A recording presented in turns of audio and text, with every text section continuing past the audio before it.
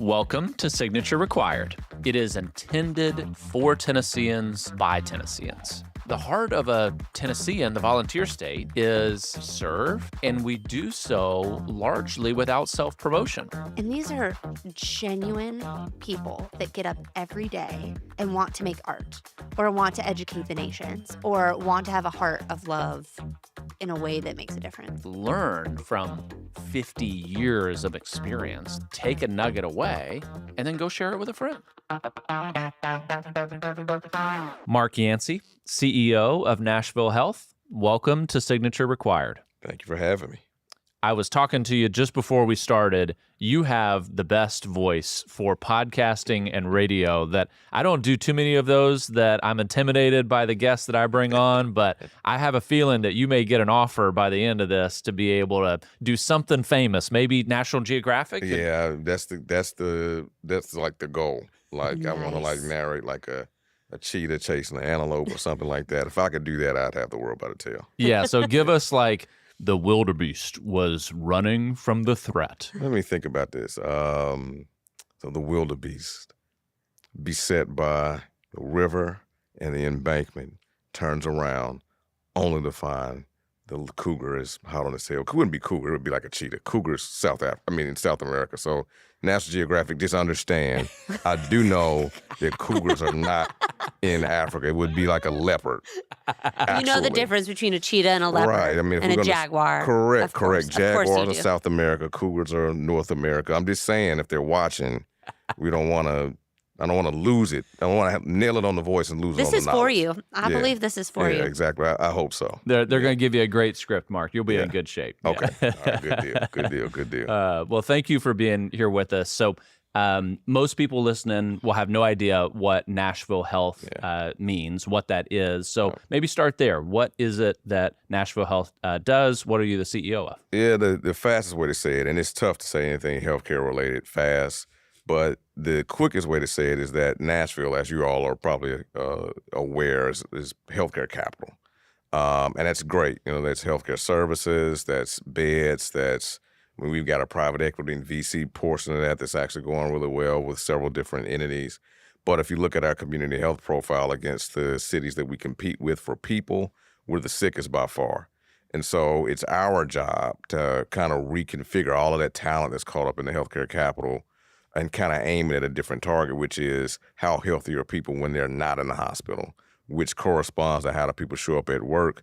And then given that Nashville as a basis has a lot of shift-based employers, it's really important for people to be healthy for the health of our economy. So we tied to that to make sure that people know it's not just altruism. We are really concerned about making sure we have a bright economic future by being healthier. And so former Senator Frist was the original architect for Nashville Health, right? Yes. I was going back to 2015 looking at some of the Tennessean articles that were announcing some of the support for why Nashville Health was needed to begin with.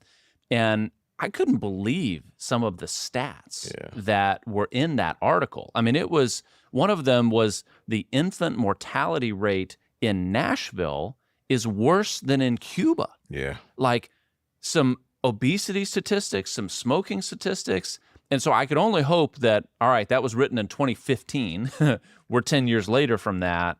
How have the stats changed? What are some of the eye-catching numbers that make compelling the reason for Nashville Health to still exist 10 years later? Yeah. Unfortunately, there's this event that happened, COVID, that really actually made everything worse. I mean, in terms of your health care. If you all think about the two of you, I just met you all today formally, and I know you went to the doctor less from 2020 to 2022. Like, I don't even have to ask you that, Mm-hmm. And just imagine if you do have a chronic illness, that deferred care, whether it's hypertension, it doesn't matter what it is, things went unaddressed. And so you see this spike in COVID that has made a lot of those statistics worse. Now, having said that, there is some rebound that's occurring now, but we still need to exist from that standpoint.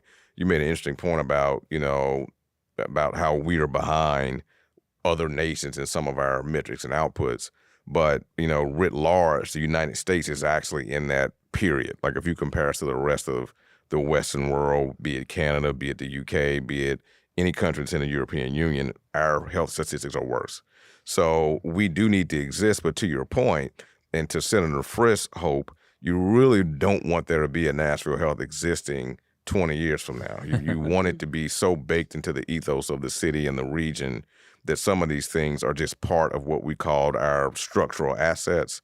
But until we get to that point, yes, we are needed. And that was his thought process for founding it. And if anyone's met Senator Frist, he is as advertised. He is a genius, and he's also very passionate about things that he doesn't have to care about. And this is one of those things.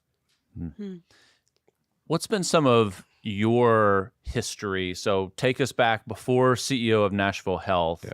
Where are you from? What were you raised in order to be able to be CEO of Nashville Health? Like it's a big opportunity coming from the senator. It is, and I'm blessed to have it. But I'm a Tennessean, but originally from Memphis. My wife is also originally from Memphis. Spent almost all of our time there. Worked for corporations that were not in Memphis, so I've had to do a lot of traveling. My wife has worked for corporations that have been international, so we had to do a lot of international traveling. So always kind of coming in and out. And Nashville was always one of the stop to the point of the healthcare capital conversation. Yeah. With me being healthcare administrator, hospital administrator, in hospital operations, healthcare operations, always coming into Nashville for some type of meeting. But I am classic healthcare administration, hospital administration. That's what I came up in. If there's a difference, is that most administrators have a master's in health administration or an MBA, and I on purpose got a master's in public health. I was always more fascinated with what was happening outside of the hospital, and I just kind of figured, like, I stick around the hospital long enough, I'll learn how to run it. Like, I'm really I need a degree that's going to give me something that doesn't reinforce this, which made me probably a little bit different, but that was a huge pivot from the standpoint of it opened me up to epidemiology, which is, of course, is like the study of infectious diseases and chronic illness and how those things move and why. And because of that, I became kind of like an outpatient administrator. So I worked for Methodist Urbana Healthcare, which is probably best like the Ascension of Memphis, and other healthcare systems. And then I worked for DaVita Kidney Care, worked for Anthem, all of these things, managing these operations that were outpatient, people coming in and us coordinating care. And that trajectory led Nashville Health to me. And here I am. I can give a little bit more specifics on that, but that's the overall how I got there. I'm curious because our podcast serves a lot of people that are moving to Tennessee that are trying to understand why is Tennessee what it is. Yeah. And we keep throwing out this idea that Nashville is a healthcare capital, right? But help somebody that we take that for granted. Since we came out of Andy, all of the job searches we were doing, everything led back to healthcare for a really long time. Can you explain why is Nashville an epicenter for healthcare? What does that actually mean on the national stage? Like, what do we have here that we take for granted? So, there's a couple, it's more than one reason, but I'll give like a couple key reasons. One of them is HCA. Yeah. HCA was founded here. HCA is the largest hospital services organization in the world. It's an international organization. So if you're talking about beds and the brain center of healthcare beds, HCA really is that, and that alone anchors a lot of that here in Nashville. A lot of people don't know, of course, you are familiar with TriStar and all the hospitals that they have in that division, but that division is actually not the bigger divisions that they have. Like, they have a bigger presence in Texas and Florida and internationally. So that's one reason. Then when you have a lot of hospitals and hospital beds, a lot of derivative industries that feed that pop up. The other example, but not the only example, would also be the fact that, a lot of our payers, our insurance companies are here. One example of that would be if you're talking like Medicaid, the three what we call managed care organizations for Medicaid are headquartered here.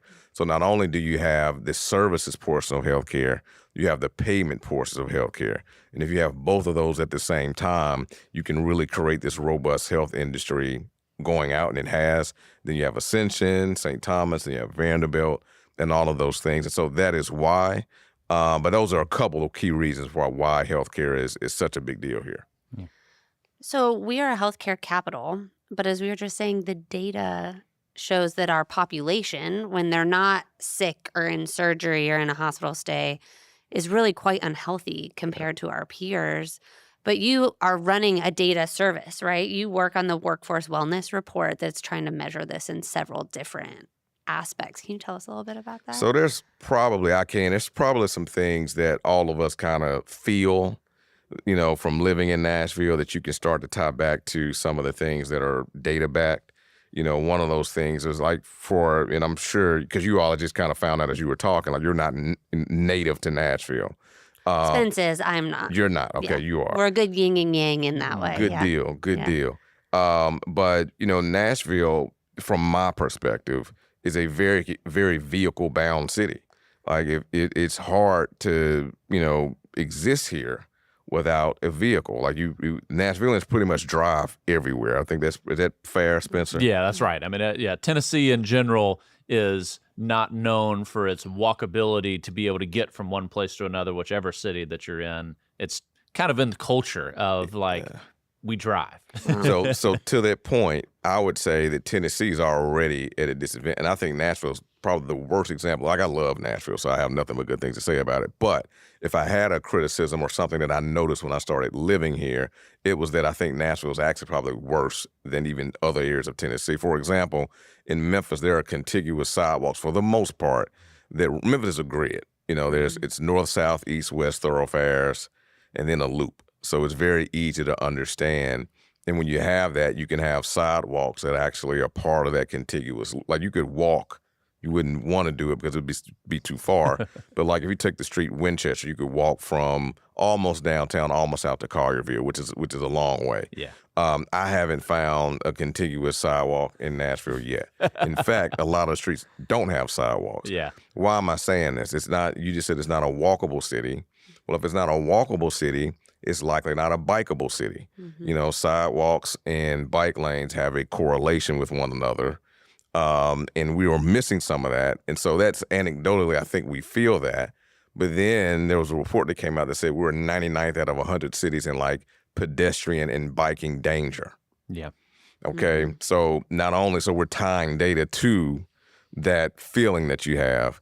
And just from a physical activity standpoint, that has to come out somewhere. And some of that is in chronic illness. So that's one example of how you can kind of tie some things that you feel to some data that basically says these are things that people don't ordinarily tie to health. But if you're not biking and walking, you're likely sitting still or in a car.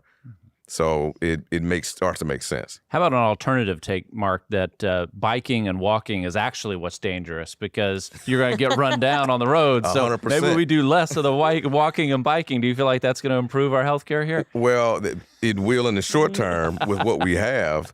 What you would want to say is long term, we need to work on the fact that having, safe bike lanes, safe walking lanes, because as it stands, you were correct.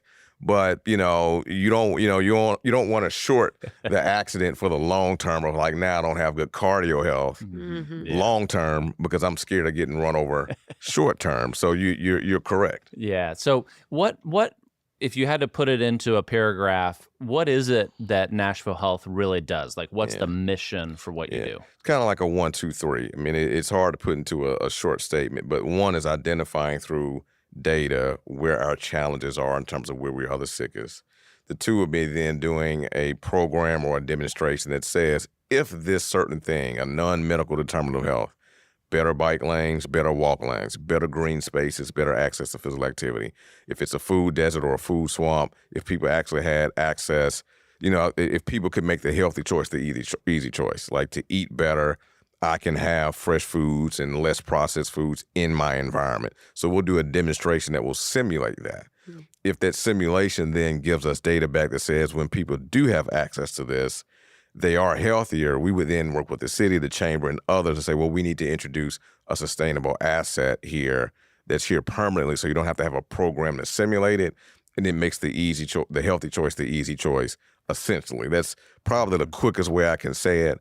Not only that, it's also tying some of these health outcomes to our economy. It's not just altruism. Yes, I want the two of you to be healthier, but you all would not be able to do this podcast on a regular basis if a chronic illness was in the way all the time. Mm-hmm. So your personal economy needs to be larger and will be larger if you're free from chronic illness, which then contributes back to the total economy. So the workforce wellness is just a representation of that. If we're all healthier, the economy's bigger. Obviously, if I'm healthier and I show up to work because I'm not sick, that economy's bigger. So there's always a way to tie this back to this actually is prosperous for us to be healthier. So it sounds like that there's a research aspect to what you do, that you're generating data. It sounds like there's a education / communication, maybe marketing component to taking that data and then educating people about it. Given that Senator Frist was the original founder for Nashville Health, is there a political or a legislative component to it? How do you take the data and the education and then actually see something happen as a result of Yeah, it? so Senator Frist is a master. You let the data speak for itself. Okay. You know, those that are interested in it will gravitate towards it, and if you're not, it will give you kind of the story to it. You made a really interesting point around like the story piece of it. You know, I make this analogy, and I don't know if it works, but I say all the time that, you know, the best doctor or physician you've ever had, either for you or for your kids, is the one that walks in and talks about in partnership language about this is what we need to target, but how can I work with you in your everyday life to make this a reality for you to make the healthier choice, the easy choice. They don't come in the room and talk about pharmacology, A&P, anatomy, pathophysiology, all these things that they inherently know and have to go to school for. They understand that's the technical language that I have to understand to be able to make that partnership language work. And so we, from a public health standpoint, kind of, if that's a micro and a macro, we say it in this way, like we have to understand all of these things that are about epidemiology and disease states and incidence and prevalence. But when I go talk to someone like an employer, to your point about the workforce wellness report, I'm not speaking in those terms. I'm speaking in the terms of most of your workers are shift-based. If they're not healthy, they don't show up. That's physically healthy. Or if they do show up and yet they have a chronic illness, you're going to pay for that in their insurance premium, in the claims, right? So I speak in that term. I don't talk incidents and prevalence with them. If it's about mental health and mental well-being and knowing that Nashville has a higher incidence of self-reported mental illness or mental anxiety and depression every month as opposed to Austin, Denver, Atlanta, so forth and so forth. While I can understand that technically, what I'm saying is we need to work on this because people also miss work from those particular things. Absenteeism leads to, inevitably, if it's enough of it, to recruiting and retention challenges. So it's really, to your point about the narrative, transferring what would seem to be technical information that's just in public health or community health and saying this is bigger than that. You got to talk in a language that makes your end user say this is about my everyday. Sounds like you're a translator. You're taking multiple languages and adapting to who you're talking to. You're a storyteller that's also a translator. Where do you see that be the most challenging? Is it trying to take the data to an employer, or is it trying to take it to the legislature, or is it to the people themselves? Like, hey, we need to walk more and move more. Where do you find your job to be the hardest as you're translating? It's a very astute point you're bringing up. I would say you have to put kind of the onus back on yourself, you know, to say, well, where am I going? Well, today I'm going to talk to, you know, Metro government. All right, you know, what are they concerned with? You know, leaving an impression that the people that live in power and work the city, like the essential workers of the city, you know, like the blue collar people who have called Nashville home all of this time, or the Spencers who've seen Nashville from the beginning to the end, who feel like, well, I'm glad it's changing, but at the same time, this is not the same affordable Nashville that it was when I was a kid. And I've seen some of the changes from that. And so in my mind, if that's the case and you're trying to make that moment, I'm probably going to talk about housing, affordable housing, and how when you don't have that, it relates to health. You know, you interrupt people's family structures when people have to get pushed out. You interrupt the relationship they have with getting to the doctor when they get pushed out. You interrupt the ability for them to, you know, see that same dentist they've already, not to mention the commute time back and forth. That doesn't mean because you move your job changed. But literally the way I just said that would be the way I would talk to someone in Metro government. But you got to put the onus back on yourself to say, how do I communicate? My wife is great at this, by the way, and I run it by her all the time. That communicate to your audience, don't communicate to yourself. And I think that's one of the, you know, I'll say mistakes or challenges that we've had in this version of society is if you are a financial expert, how do you actually make that make sense for the everyday person? If you are a medical expert, how do you make that make sense for the everyday person? I think sometimes we talk to each other inside of our industries and not to the end user. Mm-hmm. We have a saying that we've said a number of times on this podcast that we've stolen from Albert Einstein, which is that if you can't explain a concept to a 5-year-old, you don't yet understand it well enough yourself. And that is a real challenge in something that is as technical as healthcare. Yeah. Because, you like epidemiology.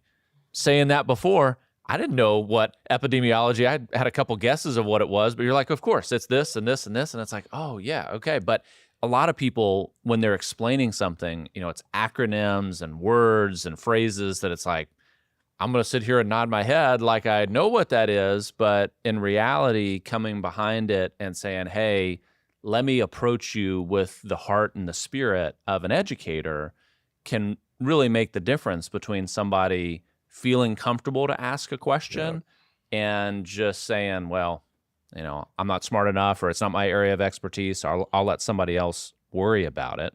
Yeah. So are the main people that you interact with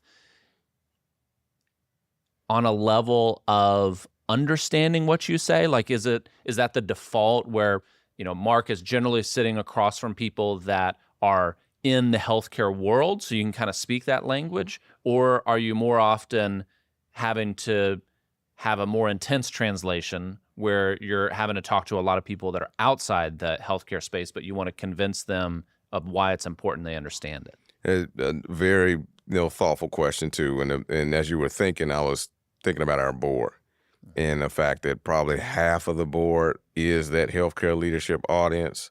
But Senator Fritz early on was actually, this is very, thoughtful and astute on his part, started bringing in people that were not healthcare leaders from like the financial services industry, the music industry, sports industry, from the standpoint of like, help us challenge this, help us challenge the way we're communicating about this. Because if you just put us in a room as healthcare leaders, you're gonna end up using vernacular and vocabulary that works for us, but may not work beyond that. And again, if we're gonna get the city healthier, you can't just speak to people from a healthcare standpoint. So, for example, we have, and I'm gonna mess up and not name everyone, but I'll name a few, and I have a wonderful board. But whether that's Wanda Lyle, who was a former managing director for UBS here in Nashville Financial Services, or Ken Levitan, who's been in music management and restauranting, or John Esposito, who was a former chairman of Warner Music, so forth. And so Sean Henry, who is now, who just joined the board, who's over the Nashville Predators. Yeah. Their inclusion in the board meeting and in those conversations help you to break what you're talking about, which is make this make sense to me, Mark. They've asked me that before. Yeah. And honestly, when they go out and talk about it, it lands better because they're closer to the end language of why it's important to you. So that's one way in which we have to do that. I was going to say, if you want our son Solomon to practice on, he's 5, and I'm happy if you want to try to explain it to him and see if he can get it. He's a smart little dude. I can offer him up. I think that's to that point, Solomon's going to lead something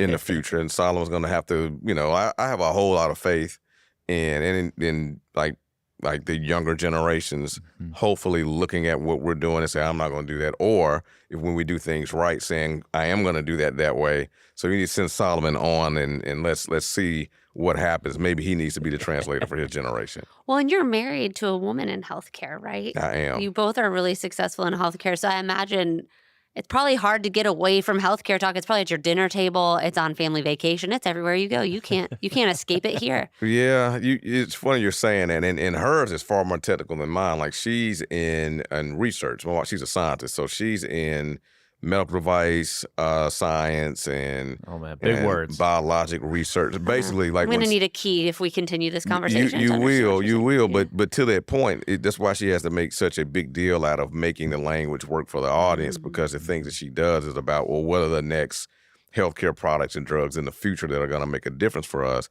So you're right, we do have to do that, but we really do challenge each other to say, we can't talk about this the way we talk about it. How do you talk about it in a way that you all who are not necessarily in the health industry would understand? He's saying that so nice. For us who are clearly not going to have any idea what they're talking about, how do we help these people get it? But that's Thank you. two So ways. kind. Yeah, So but it's kind. two ways. Like Yeah. literally, like the things that you all are moving every day, I just don't have a reference point for them, and even down to like media, like I'm still learning, the nuts. It's one thing to sit on a podcast. It's another, like the instructions you gave me on the top about, and I'll just say like about reels.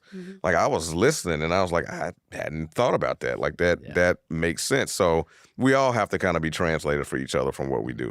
Yeah. Mark, I'm a competitive guy, and when I hear that Nashville out of 100 cities is either 100th, like the worst, or 99th on just about every metric, that just surprises me so much because Nashville is winning at so many things. It is. Nashville is a foodie town. It's people moving here all the time. Like there's a lot of good momentum that Senator Frist back in 2015, when he announced this, echoed the same thing. He was saying, this is a white-hot city, and it has only become more so in 2025. So when you look at the data, is there something that you can point to that helps drill down as to why Nashville is struggling more than Atlanta and Denver and all these other places that you talked about? We're still bringing that picture all the way together. But when you look at some of the things that would say, all right, well, why do we have, a lot of people with high blood pressure in this area? And then the second thing you say, well, what's in this area or what's not in this area when you compare it to an area that has lower blood pressure that's only a few miles away? Then you start to make some connections. Oh, there's not a grocery store in this area. Oh, there's a low vehicle ownership in this area. Now, keep in mind, we're just talking about how difficult it is to move about. So think about if there's no grocery store, you don't have a vehicle, you're going to take a bus and a connection in the bus to get to the grocery store to get vegetables and then get that back? Yeah. Or are you going to default to the nearest, cheapest option to eat? The challenge, though, really is to describe that, but not in a way that makes people feel like, oh gosh, we're so limited, like this is terrible. It's really more so, what are we leaving on the table? Like if as great as Nashville is, we could be greater. Like as wonderful as we're doing, there's this opportunity here. Think about the way Nashville's growing from a business standpoint. If Nashville had the ethos to say, we make sure that every business makes a contribution into the people that power these industries, essentially. I'll let you ask a question to that, why I say that, because that would kind of be a long answer. But as a stopping point, what are we leaving on the table? Yes, we are being great, but how do you not know that we could be even greater? I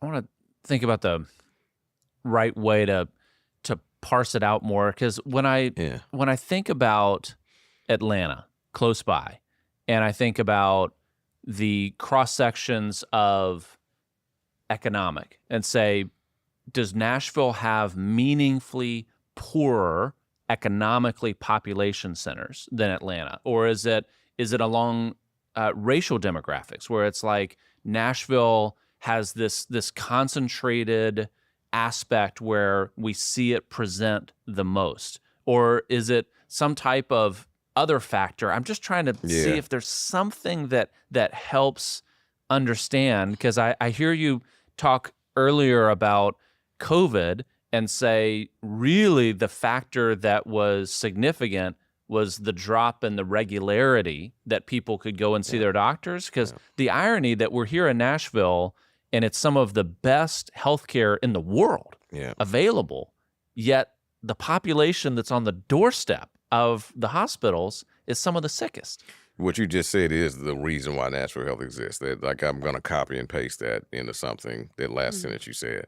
So it's important to situate, though. None of us in America are doing well on health, comparatively speaking. Yeah. If you want to be competitive, Canada does better than us. UK does better than us. all the EU countries do better. So we're already at a disparity right there. Yeah. All right. And then Tennessee ranks no better than 45th on any state metric around health outcomes. Okay. Then Davidson has hotspots that are worse than Tennessee. And then that looks like some of these neighborhoods that we just talked about, where you may not have green space, you may not have access to fresh fruits and vegetables and so forth. Like that's the limiting part of it. But the opportunity part of it is going back the other way. What if we in Nashville created a by Nashville, for Nashville way of looking at that and say, well, if we work in that neighborhood and we figure out what gets people healthier there, what's therapeutic there then becomes how do we make sure these other levels never get to that? And so the opportunity goes back up. Like you want to be able to say that Nashville is piloting or leading the way in this way, but other cities will pay attention to it. The cap on that keeps it from just being a healthcare organization, that Chamber has data that says when they look at metrics about which city to go to when they're competing, like a job, they want to expand or relocate. Major corporations. They will look at these things that we're talking about and say, I'm going to pay this in my claims, or I'm going to pay this in people not showing up. All things being equal, why don't I go to Atlanta or Austin? Yeah. So that's the reason why we have to make it work. But again, that's not a terrifying conversation. To me, that's a competitive conversation. That's a competitive conversation about what are we leaving on the table to make sure that that does not become a factor that limits us in growing the way that we have. And I guess the upside to Nashville getting its butt kicked in terms of health is that in any turnaround situation, like Carly and I have had to come into a lot of businesses where everything is on fire. Yeah. And when just a little bit of it goes out, Yeah. you find a solution. It's amazing. The needle can start moving. If you got to go from 5th place to 3rd place, sometimes you have to move Herculean types of efforts because that's competitive air. When you want to go from 45th to 35th, you just kind of have to get a couple things right and start moving. It's very insightful. I've been in those situations too where you've got an area or inherited that was not doing well. And while no one likes to have to solve that challenge, it's one of those things where, one, I would submit that you all, I'm going to guess, that while you wouldn't want to relive it, you probably learned more about how to operate and how to work with others than you did in a space where those things weren't happening. Would that be? Yeah. Dumpster fires are very informative. Yes. They are. They are, mainly because your brain is like, how do I put it out? And then how do I prevent this from happening again, which is not a lesson you can get without that. So to your point, it really is about those things. And look, Nashville has a ton of things going for it. But, to make the conversation not so just around health, cities go through these revolutions. If you and I went to, like, Detroit's doing wonderful things now, but we know Detroit had a really bad downturn. But if you and I went to 1952 Detroit, we think it's the greatest economy in the world. Yeah. If, you and I went to, took a trip in a time machine back to New York in 1975, you wouldn't want to be there at all. New York is no longer like that. The point is you have to recognize cities are changing beneath your feet every day. The question is, do the leaders that are in those cities have a forward thought about how do we actually grow in a way that situates our residents in a way that they want to be here, they feel good about being here, they're healthier, they feel good mentally about being here. That city's always going to outperform a city or either catch up to another city, to your point, that's not thinking like that.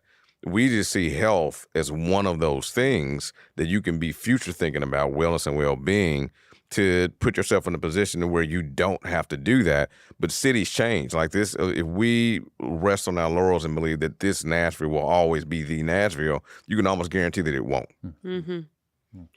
I'm curious for an example. So when you were talking about kind of the 3 pillars of what you do, is it data and then education, or really trying to put into action what the data tells you, and then maybe a legislation piece or action from there. What are you guys working on?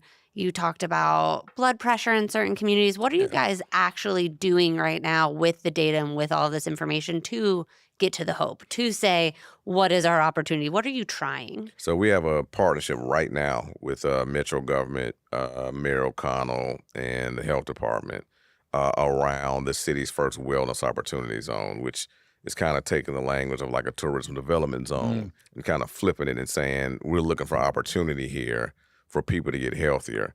37208 has a really, really high hypertension rate, it's like 47%.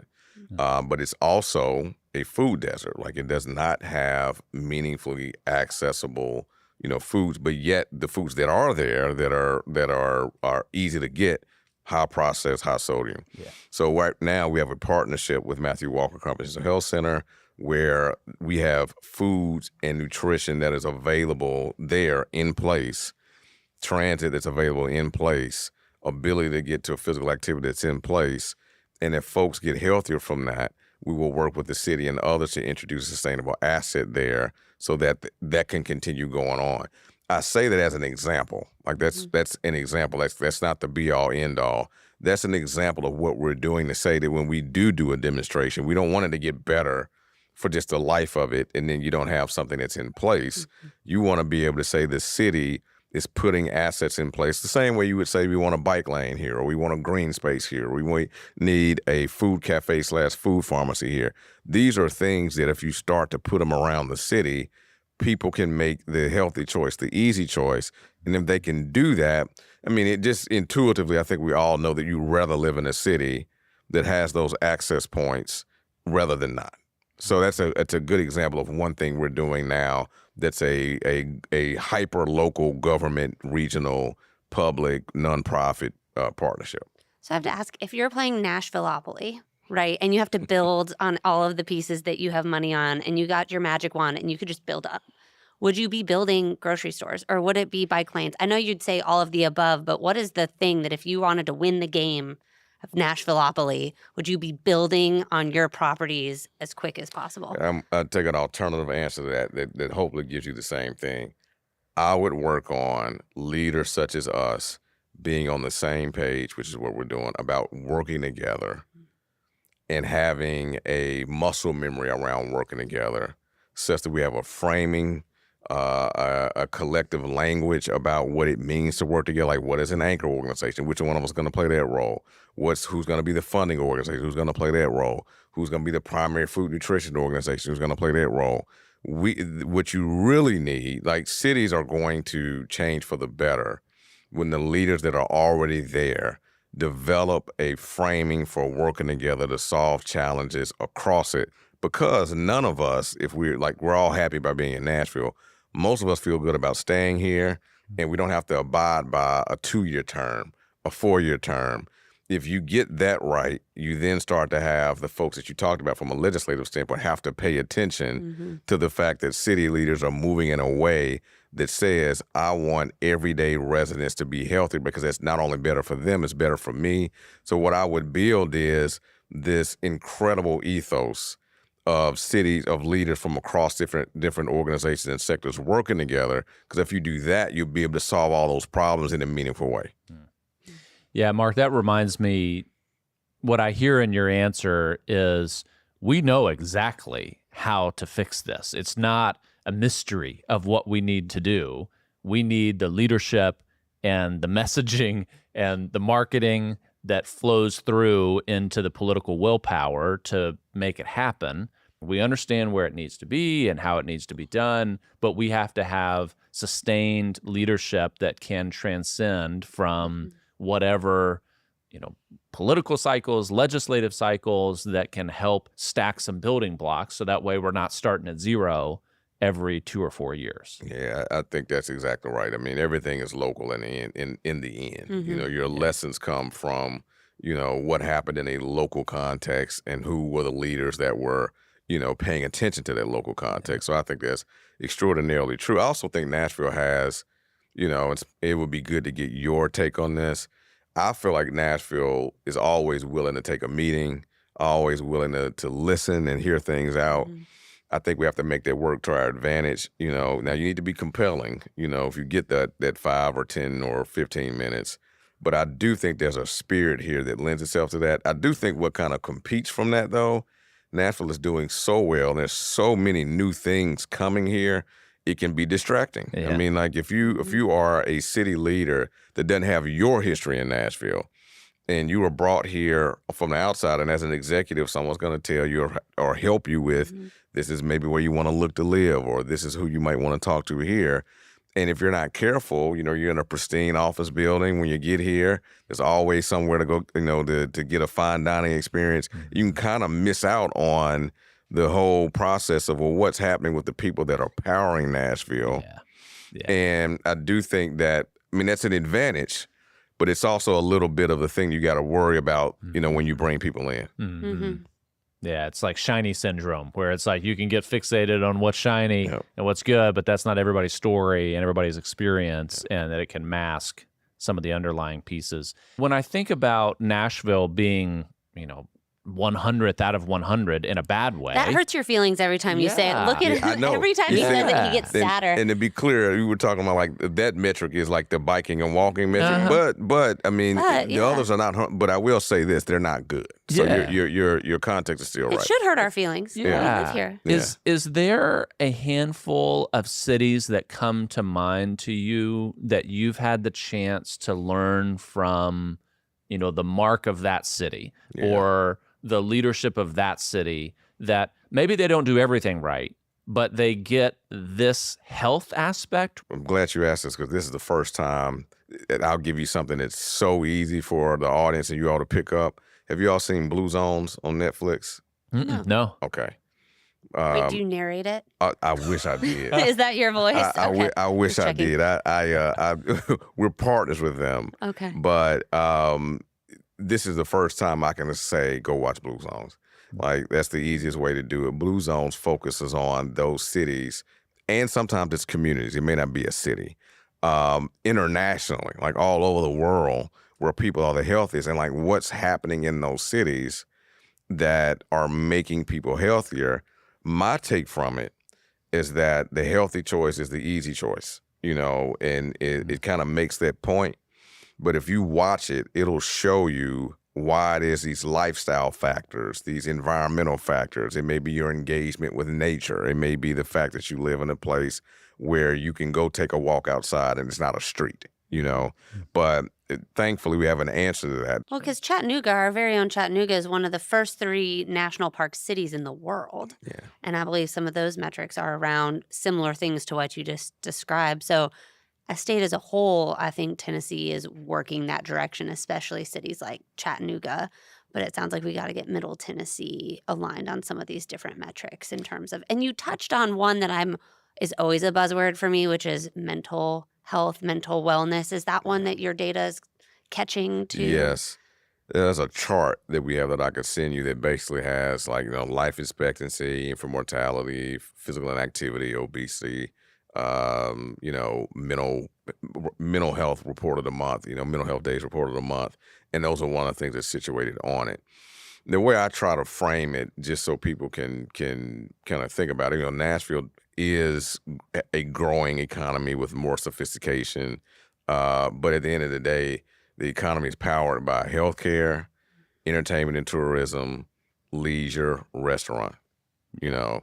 And when you get behind that, it's valets, concierge servers, housekeeping, cooks, chefs, waiters, servers, medical assistants, all these people that punch a clock, okay? Mm-hmm. So, we know that typically those jobs from a wage standpoint are going to face more pressure when prices go up. But yet, these are the folks that are powering the economy that we're all resting on. So you kind of have to make sure that you envision that when you envision health. I think sometimes people want to envision folks that may not be working and may not be doing this, but you're really talking about your city's ability to be healthy and to field a great workforce. So it just makes sense to actually, situate that, to say this is what we're after. We're after having the type of health context that makes people want to be healthy because it's good for business. Mm-hmm. I think that's a really good distinction.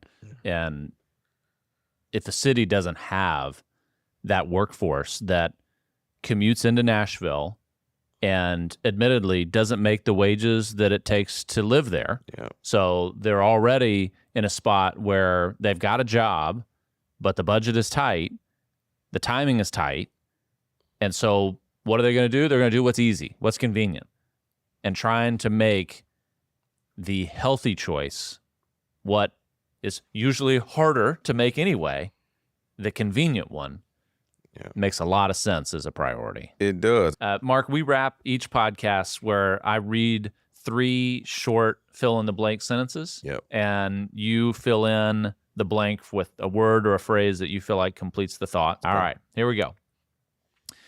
What keeps me up at night is blank.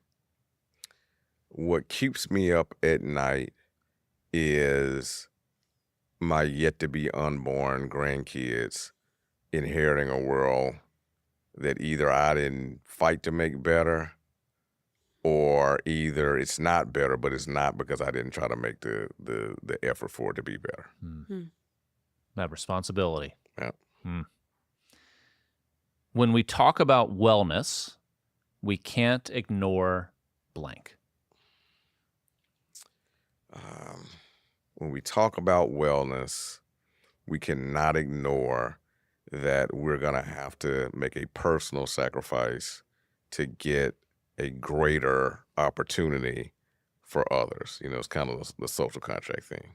Yeah. And our last one, our greatest opportunity as a city is blank. Our greatest opportunity as a city is for the leaders that live here to work together, to eat together, to imagine a better future together. Mark, it's a real treat to get to have you here. We have the privilege, like Carly said earlier, of interviewing people that are professional translators. And it's not from English to another language, but it's from an area that they have true mastery in. And there's a fun statistic that says that you have to do something for 10,000 hours before you can be considered a master at it. And we heard from your career trajectory that I think 10,000 hours, you've done that 5 times over, at least, to become an expert in your field, to be able to help lead Nashville into a place that it deserves to be, it should be, and that we all have a collective responsibility to make sure that it gets to.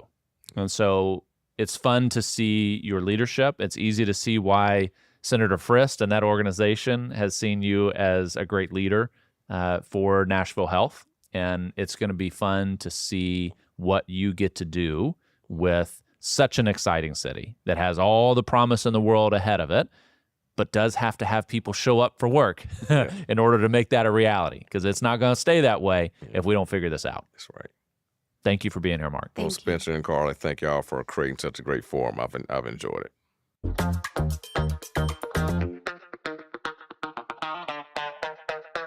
Mark Yancy for Nashville Health. It's a really interesting interview with somebody that has to go from a former senator of the United States to a shift worker brand new to Nashville and those that employ them. And he's got to be able to communicate and tell a story that makes sense at the highest level of education and experience down to a level that hasn't had that opportunity, and be compelling to both. And I can see why Nashville Health has selected him as a leader to be able to cover that really wide bell curve. Well, and it takes a unique person, right? Because he's leading, as you said, but if you think about it, so many key stakeholders. And you made an excellent point on the podcast where you said, we know how to fix health. It is not rocket science, right? We know the metrics, the low-hanging fruit of what to do. It's just having somebody that their whole ethos, their whole life is devoted to pulling the right people together, to communicating the problem effectively and getting it done. And he is the man for that job. And I really appreciated that. I also really appreciated the talking about the various metrics. I feel that Nashville isn't walkable. I feel that even just with our kids, I mean, I've clocked 6-7 hours a day in a car just trying to get kids from school to a sport to where they need to be. And plus you've got all these things. And I feel like I have a really lucky life that they go to a great school and that I can go pick them up. I have a vehicle that works. They get to do the sports they want to do. But even I'm in a car for 6 hours a day trying to just make everybody's life work. And even in best case scenario, that hits at the mental health issues. And I live in the community where they go to school and where they do these sports. So I just found it really relatable and really important to think about the commute, to think about the people that are making our city actually run, because I think it's really easy to think about the big businesses that are coming in, the country music stars, the flashy new experiences in restaurants. And to his point, to forget about the people that are making every single aspect of what makes our city great. What is their quality of life? Mm-hmm. Seems like Nashville Health marries part think tank, like researcher group that really gets in the weeds and could bore you with the data. Some think tanks stop there and they're like, okay, we're content with boring you with the data. Like, we're academic and smart and that's just how we're going to do it. Yeah, those are my favorite. But then they're a PR shop on top of that to say it's not enough. And you can kind of see the fingerprints of former Senator Frist in that, is that you need a message, and you need a message that is well supported by data, but then you have to make it compelling. People have to hear it. And then you got to actually do something about it. And while Nashville Health doesn't have legislative authority, they clearly have the eyes and ears of those that are in authority to be able to equip them with what they need when they get that 5-10 minutes to make a compelling case.